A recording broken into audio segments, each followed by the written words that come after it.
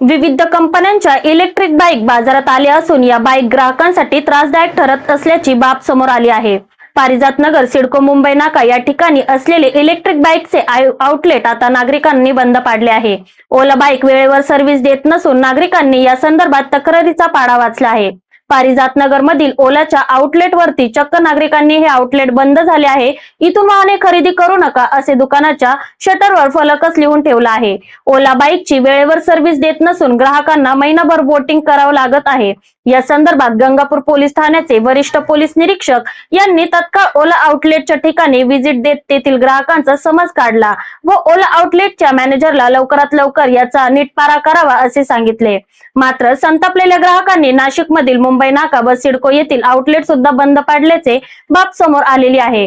यामुळे ओला electric bike संदर्भात ग्राहक नाराज असून आपला सर्व रोष ते संबंधित मॅनेजरवर काढीत आहेत। इंधनाचा वाढता खर्च आणि प्रदूषणावर मात करण्यासाठी ई व्हेकल वापरावर भर दिली जात असताना नागरिकही लाखो रुपये खर्च करून ही वाहने खरीद करीत आहेत।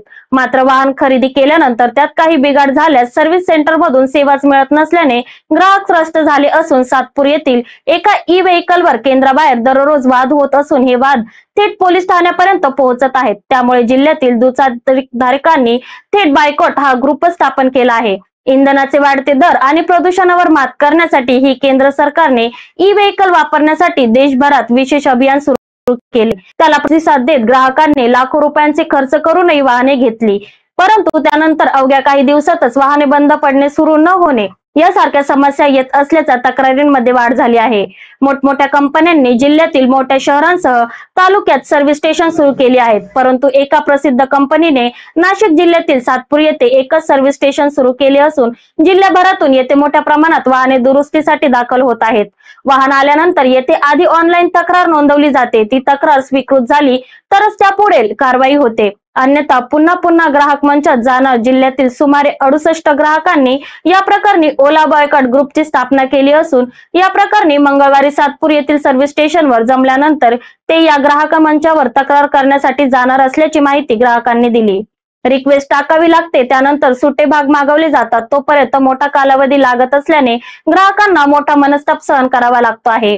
गेल्या काही महिन्यांपासून ही समस्या कायम असून या संदर्भात कंपनीच्या ग्राहकांनी बॉयकॉट नावाचा ग्रुप स्थापन केला असून समस्येविरोधात ते बाईक जाण्याच्या तयारीत आहे। या 66 इलेक्ट्रिक वाहनांमध्ये काही समस्या नाही, त्याचे भाग आणि बॅटरी उपलब्ध नाहीत, त्याचाही तुटवडा नाही, त्यामुळे मध्यम स्तरावरील कंपन्यांच्या सेवा केंद्रांना कोणत्याही समस्या नाहीत। ज्या कंपन्यांची मागणी जास्त आहे अशा कंपन्यांना ही समस्या असू शकते।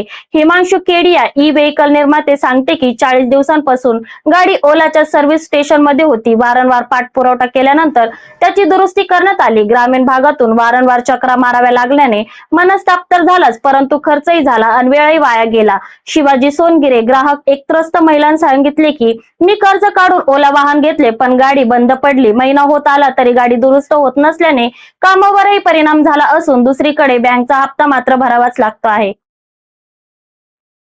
स्पेअर पार्ट इकडे तिकडे लावून ते रिपेअर करतात, ज्यांना जे पैसे देतात त्यांचे गाड्या रिपेअर करून देतात, ज्यांच्या गाडी रिपेअर करून देतात 40-40 किलोमीटर चक्कर मारत बसतो कस्टमर, तरी कोणी रिस्पॉन्स वगैरे देत नाही आम्हाला।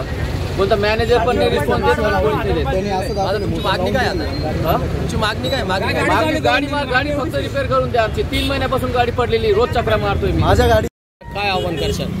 घेऊ नका ओला, नाशिक मध्ये तरी घेऊ नका। नाशिकचं सर्व्हिस सेंटर एकदम भंगार आहे, कुठंच घेऊ नका। गाडीला कुठलाही प्रॉब्लेम नाही, सर्व्हिसला खूप प्रॉब्लेम आहे। गाड्या सर्व्हिस रोस्टर आहे, 40 दिवस झाले गाडी घेऊन, एकदम छोटा प्रॉब्लेम, 10 दिवस गाडी वापरली फक्त आणि 8 चक्कर मारले, माझे 8 ते 10 हजार रुपये खर्च झाला। म्हणजे मला युनिकॉर्नला पेट्रोल टाकायला परवडलं असतं। म्हणजे सगळे डुप्लिकेट कामं चालू आणि चोर बाजार चोऱ्या करता येतले सगळं। सर्व्हिस गाडी जर लावल्या, जुन्या गाड्यांचे पार्ट काढून घ्या, दुसऱ्या गाडी टाकून त्या चालू करून द्या।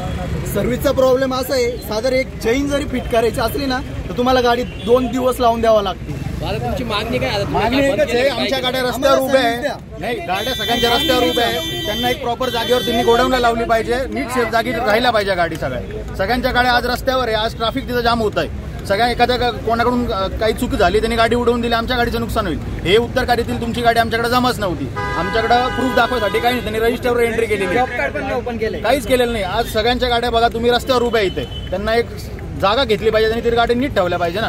आज इकडे ट्रॅफिक बघा, मागं सगळ्यांच्या गाड्या उडून जातील लोक। त्या साईडपर्यंत कव्हर करा